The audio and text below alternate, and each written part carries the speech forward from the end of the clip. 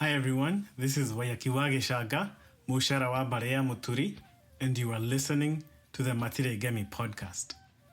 This week we learn about the story of Gaciî Wa Kîhara, an epic and legendary story, a story of courage, and a story of love for family, a story of protecting ancestral land.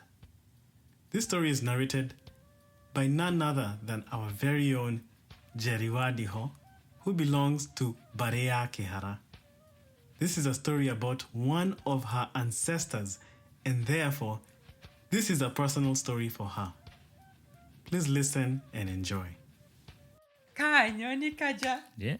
kanyoni kaja, Kagoire, gakewaja na videko. Da koriatere, da koriatere, wameshore, watidako. Da tidakwanyu, da tidakwanyu, gyaragania, borogoto. What better something? Borogoto. Borogoto. Whatever it is. Is it Beregeshe or Borogoto? I think it's Beregeshe. People say different things. I think in Nyeri it's borogoto. Welcome everyone. Today is a special day. Very special day because we are talking about someone very, very special. You know, someone who has legendary status, legendary appeal, a man of legendary achievements, Yes. a hero. And I wouldn't mention him, so I'll pass it on to King Ori. But first, my name is Gaciî Wa Kîhara, Mushara wa Barea Muturi. So, King Ori, who are we talking about today?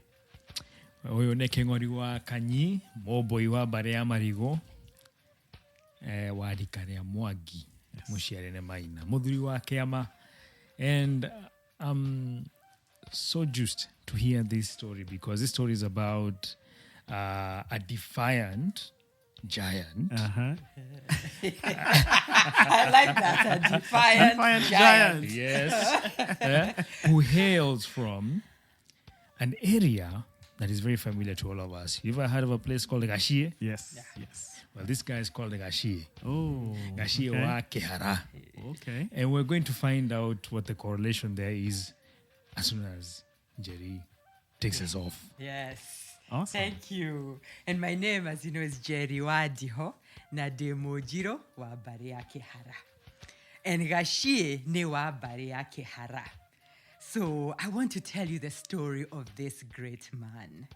And as I think about telling you this story, I want to tell you that this story is coming from the heart. I feel like I'm representing not only I'm part of his legacy, right? But also part of the Agikoyo legacy. And also, as I tell this story of this great man, some of you may say, why have I never heard of him? How have I never read about him? Especially when you hear this story. And I think this is the time I want to say that a lot of our history was not written down. I got this from my father. And this was also collaborated by Nyoike Mzee Nyoike, who's also a Barea Kihara. He's about 105 and 106 years Wow. old. Alive Wow. today. Okay. Right? So Okay. I say this to say that this story that I'm sharing proves that there are so many heroes that were not talked about. So my call and my challenge before we jump in is that I urge everybody to go to your parents, your grandparents, and ask for these stories because they exist. And part of maintaining our legacy as Agikoyo is through remembering and memorializing these stories. And telling them. And you know, we can take it for granted that we have books today where we can read about these stories, but our ancestors passed these stories down orally. What they say is they would write them on their heart. Yes. Okay, garai nikia goro. Right. So they would write down these stories in their heart and in their minds and in their spirit. So it's very important for us to be able to tell these stories. Yeah. So Jerry, I know about Gaciî, the place. I know Yes. about Kihara, the place. Yes. So I don't know about these people. Yeah. So I'm going to tell you about Gaciî. Okay. But let me first tell you what his impact is. You see, in the 1900s, the early 1900s, the Wazungu, the colonialists were continuing to annex more and more Gikuyu land. Right. And there came a time where they reached a place called Gaciî. I think you're talking about the colonial land ordinance. The Crown Land. Crown Land Ordinance Yes. of 1902, where we're seeing the imperial British, who have now already decided that Kenya is a protectorate. It's their land. They've declared in this ordinance that all land in that now protectorate is British land. It's a declaration, and they're now acting towards that. Yes, right? exactly. So they're clashing now with the Gaciî. owners. Yes, of the Akina land. Gaciî. Yes, There you go. exactly. And Wayaki Wahiga and That's so right. many others. Yes. Right? And so now, if you look at the map of Nairobi, and we'll try and put a picture up there, and you put the map of crossing into Kiambu, where they're next to each other, there's something fascinating that you'll see.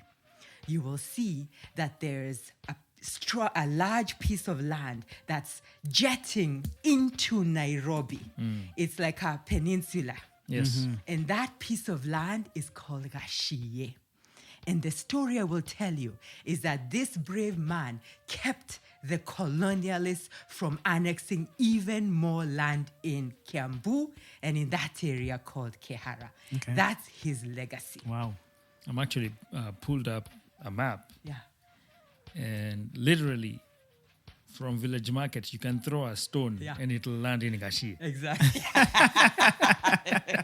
And so it's right there. Exactly. No, he knew Jerry loves shopping. There you go. And he made sure your shags is right there. right next. I hear you.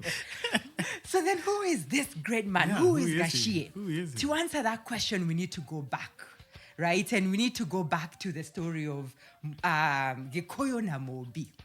So back then, the closest tie we have is a man called Watina.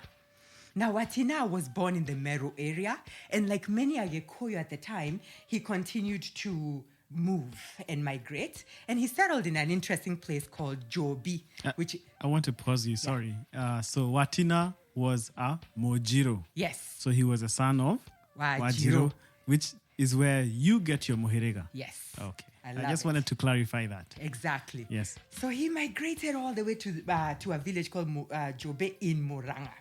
And that's where they settled. Now, while he was there, he gave birth to Gederere and Moga. And then the migration continued. Gederere continued to migrate. Moga left. But a lot of Agikoyo were migrating from, from Murang'a at that time. So can I ask, why was that happening? Why did so many Agikoyo migrate? Multiple factors.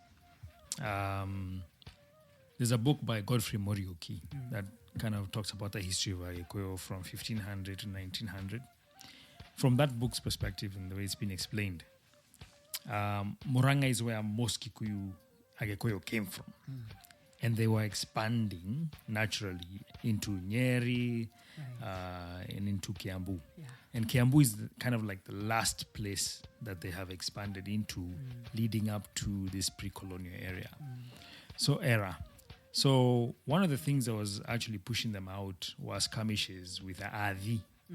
Adi, kind of some of the original people that were there even before Agikoyo were going to these spaces. But the Adi were constantly at war with Agikoyo in some instances. And that was part of the pressure. There were also raids that were coming in from, believe it or not, Somali people. Oh, wow. Who are moving into the areas of Mbere, Embu, and now starting to apply pressure from that side and coming into Murang'a. And so it was natural for people to think, let's see where else we can settle. Yeah. But at the same time, Amogikoyo is just industrious. You know, they want a larger piece of land. And as they are Goverema, as we are just naturally expanding and we're getting more children, our families are growing, it was not unusual to just move into the next area. Yeah.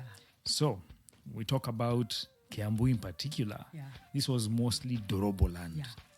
Okay, yes. Actually, that's a great correlation. Let's continue this story. So Moga is left behind, right, in Murang'a, and Gederere continues. And he continues, and he actually settles in a village called Kebishoi in Gatodo, right? Which is a district in Kiambu. So then when he's there, he actually gives birth to Kihara and Muga. And again, the great migration continues through Kihara. Muga is left behind again. Okay. Okay. So Kihara, which is the name of the subdivision we're talking about, continues and lands in the Dorobo area. And that's where he settles. And he amasses large amounts of wealth. We are talking Karura Forest, Muthaiga, Embakasi, all those areas, including what is modern day Kihara, was part of what the land that belonged to Barea Kihara. That he acquired. Exactly, that he acquired. So the question is, the Dorobo lived there, like you were saying, King Ori. Yeah. So how did this acquisition happen? The acquisition happened by a fair exchange of resources. As we know, we didn't have currency back then, and the Mogekoyo for decades, centuries, has always bartered using bori, which is sheep and goats. And so how they were able to buy this land was by exchange of sheep and goats. And it was the same process as Kurashia. Yeah. Because, we have an understanding that land is feminine, and it would be like acquiring a bride. Yeah. And so to fairly compensate the Dorobos, they would acquire the land by Kurashia, by paying using sheep and goats. Yeah. Yeah, I think there's also sometimes we forget that we use the term Dorobo, by the way, which is a controversial term. It is sometimes seen as derogatory. The types of people we are calling Dorobo in this case were Ruba, who were kind of a short people. And we, in many instances, also integrated with them. We intermarried with them, Right. and they became Kikuyu. Yeah. They became Wakikuyu, and might explain to some of the short Kikuyus you see around. That DNA is... I was going to say Kira present. Wayaki, then I was like, that's not Wow. true. And them, they That's migrated. terrible.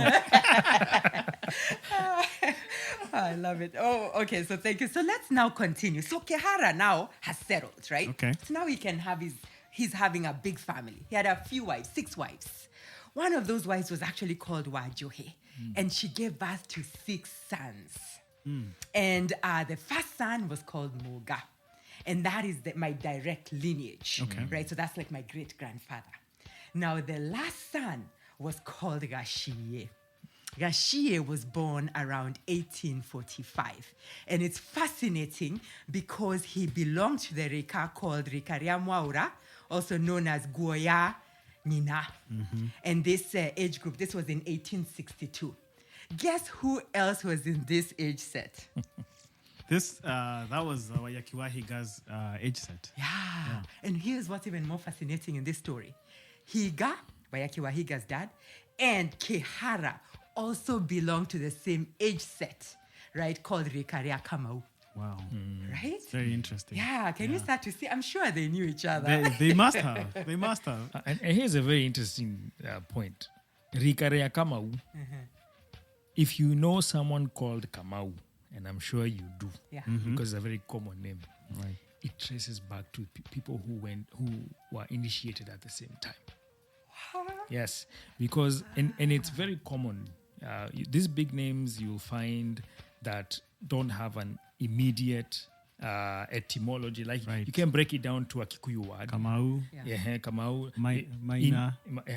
If you go to Nyeri, you hear Dirango, even Kengori. These were Rikas. Like you can't explain what Kengori is. Right. Yeah, you can try. Yeah. You'll say Koboles. Kobole, Jiwa. yeah. It really isn't, Yeah. They have deeper meanings, but sorry, go ahead.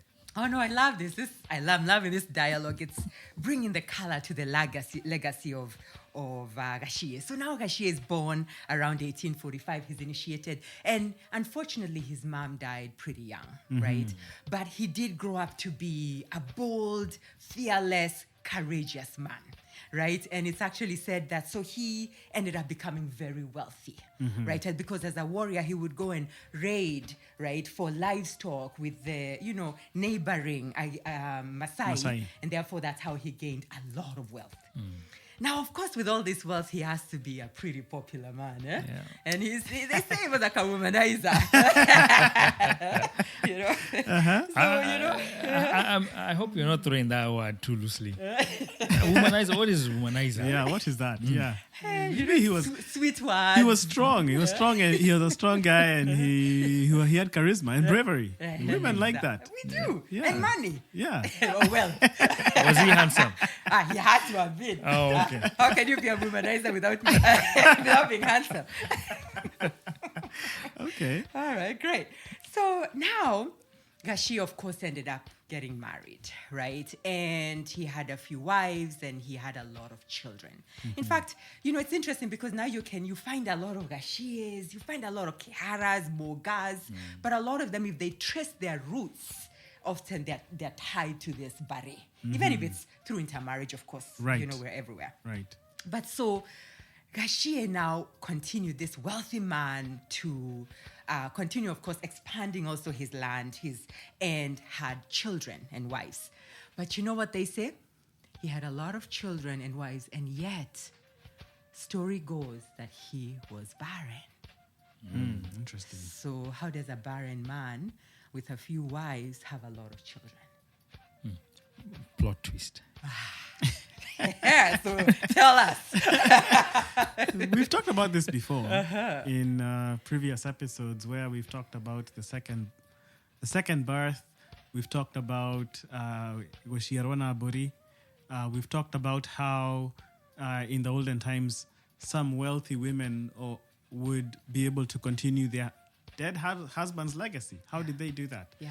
They would find a man to provide a seed for the continuation of that legacy. Yeah. Most likely it was a man of the like, for example, in this case, Gaciî, it was a man of his rika, his age set, who might even have been a relative to provide the seed for him to continue, for his wives to continue bearing children under his name, as if he was not barren. Yeah, because true fatherhood was often spiritual, right? Yeah. Because you even told that you talk about how, like, even sometimes women would have another child to protect the legacy or something. So even in a scenario where men were siring their own children, you would have a situation where there would be a very secretive arrangement to allow for the wife to have a child with a different man in his own age set. And usually this was kind of like an insurance policy against, I don't know, things like a disease that could wipe out your genetics. Okay. Or Korogoa. That's what I'm trying to say. I'm trying to find the right Witchcraft. English terminology. But yeah, just in case your whole family has been bewitched, Korogoa, or whatever, this one child can survive because in the spirit they're not visible in a way, like so that child could continue your legacy and continue your family name. Oive, which is the fatherhood concept in the spirit in Agikuyu culture, goes beyond genetics and DNA. The physical. It goes beyond the physical. Yes. So you can be perfectly somebody's father. That's why we have that process called Goshirona Bori. Yeah. That's when you're being born into the spirit of that family lineage. Yeah, I think that's beautiful, and it speaks to how beautifully complex our culture is. Like, let nobody tell you that we were simpletons. Our culture was thoughtful, it was deep, it was contemplative, and it even included some things that today we call science. But the reality is that such practices were really protecting, right? Your legacy, your families. It's just beautiful. The terminology is just different. Yeah, exactly. We believed in just a land or planes that are not just physical, spiritual, mental. We believed in those planes. Exactly. So here's Gaciî. He's got his big family, and he's the one he lived longer than a lot of his compatriots or his brothers. So he really ended up being a keeper right? In a sense of Wabare, right? And he passed away in 1928. Okay. So he ended up living a very long life at that time. So we're talking 84, right? He lived a very good life, considering colonialism, So he lived a very good life. So let's continue the story. So you remember when we started, we talked about Higa and Kihara both being of the same Rika. And we talked about Gaciî and Wayaki Wa Higa both being of the same Rika. So how do their tails, so see there's the dots, they keep connecting.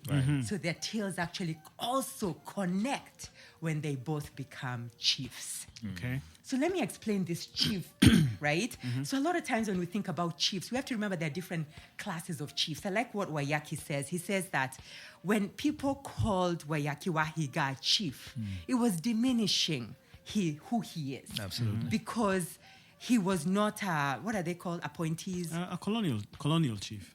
Yeah, he was not a colonial Yeah, chief. he was not a government administrator. Exactly. No. He was a mudamaki of that territory. right. At the same time, Gaciî was also a chief, meaning over that territory. He was a territorial leader. Yes, thank you. And then we bring in the third chief. Now, this man's name was Gaciî Wa Kîhara. This name you want to remember. I know that guy. Yeah. That's a gentleman who's been mentioned by Karen Blixen Yes. Yeah. in that story. What do you call Out of Africa? Out of Africa, Yeah. yeah. And Oh, is it Out of Africa? I don't know if it's Karen. But Karen Blixen is who I'm talking about. Yeah, because she she- settles in Karen uko karibu na Ngong. yeah, and and actually that's who Karen is named after her.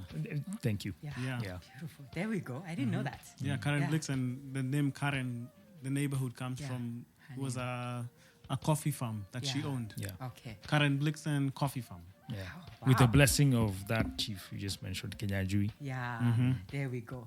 So now let's talk about the relationship of and the fate of these two great men and the chief. I'll call it that way, if I may.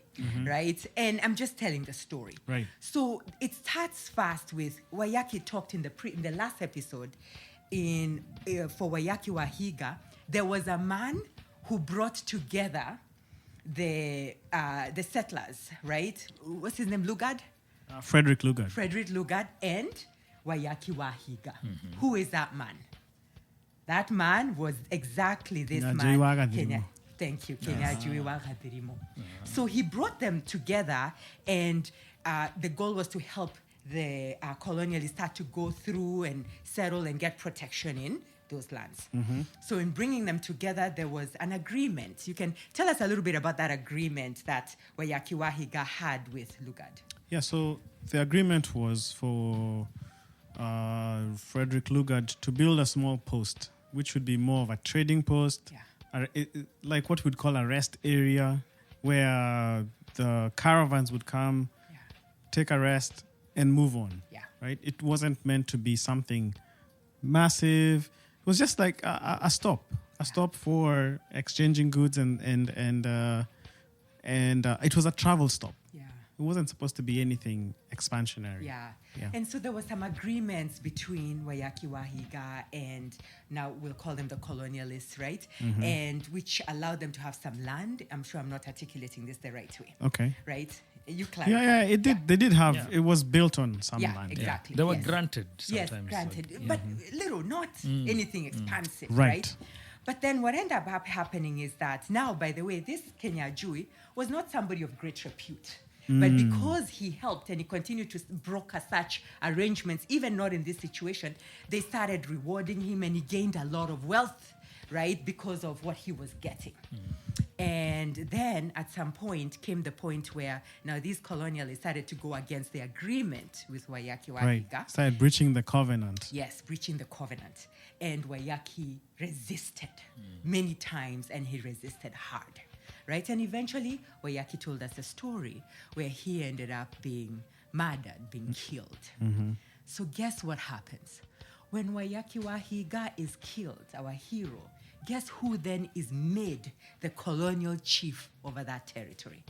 Gaciî. Gaciî. Exactly. That same man became the chief.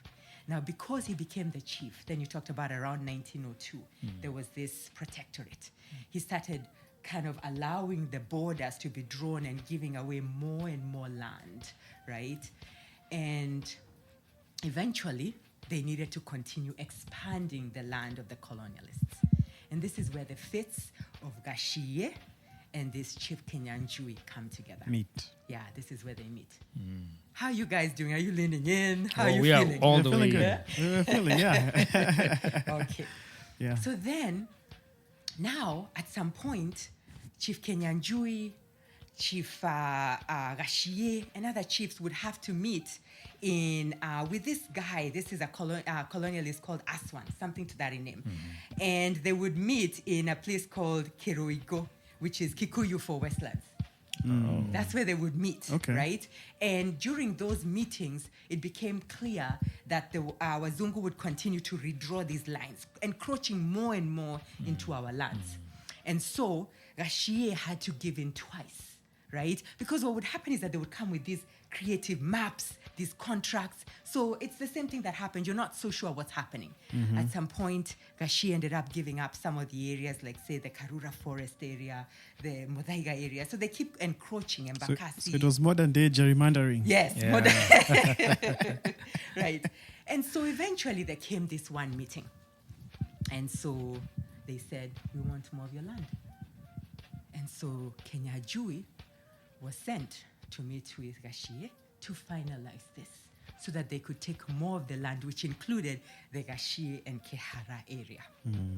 So they came to meet with this giant of a man. And they told him, you've got to move. And guess what happened? Can you start to envision what happened? Do you have a sense? Do you know?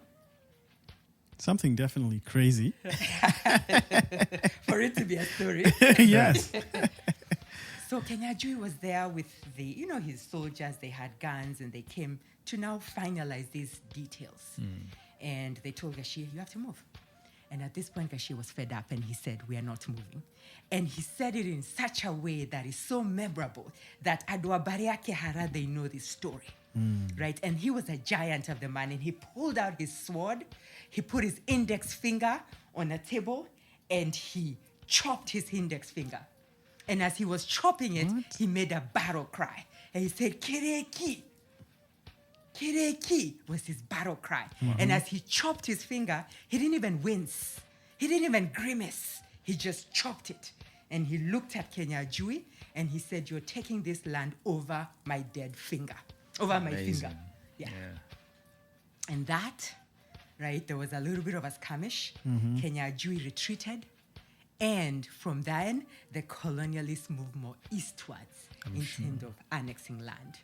And that's the reason, or that's how the border was built. Okay. And the colonialists could not take on any more of that land. Gaciî's land, yeah. Gaciî. And also some other neighboring barriers like Muya, those lands could not be taken. I'm sure as Kinyanjui was retreating, he was saying, Kareke. He must have. Me, I'm wondering, because that was very heroic. What happened to his finger? They probably kept it or something. Was it attached back to him? Like, what happened? Family heirloom. Somewhere. Wow. Hey. And you know, when he was retreating on his pony. You know, these chiefs were given ponies. given Which is ponies. the modern day vehicle. Asking To automate. Kareke. Yeah. Wow, but that's a very heroic Wow. act to do. Yeah. Just to take your own finger and declare war on anybody who is threatening you. Yeah. And you know what is so beautiful about this story? A lot of times we look at landmarks and we don't understand how they were drawn, right? So Gaciî was a hero, and I'm grateful to tell his story. But what other heroes existed? Because at the end of the day, the Mzungu didn't annex 100% of the land. No. There had to be resistance, right? And I say that to say that there's so many heroes, and we are their legacy, right? So I say this story with pride, right? And I'll turn it over to you, King Ori. Any other thoughts? What are you thinking? Such an amazing story. I mean, and Jerry, thank you for... first of all, I didn't know you were such a good storyteller. We should be handing this over to you more often. But We should. It's an amazing story. I'm feeling proud because this is, first of all, this is a Matire Gemi ancestor. Now, Yeah. so I'm gonna claim Gaciî. Even me now, like, those are my peeps. So, but you're right.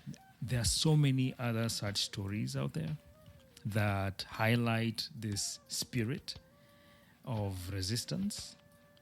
We were not a pushover. Yeah. No. Yeah. As we go through this series, every day, it's becoming more and more clear. There wasn't any gap. No. There was no moment that someone wasn't pushing back.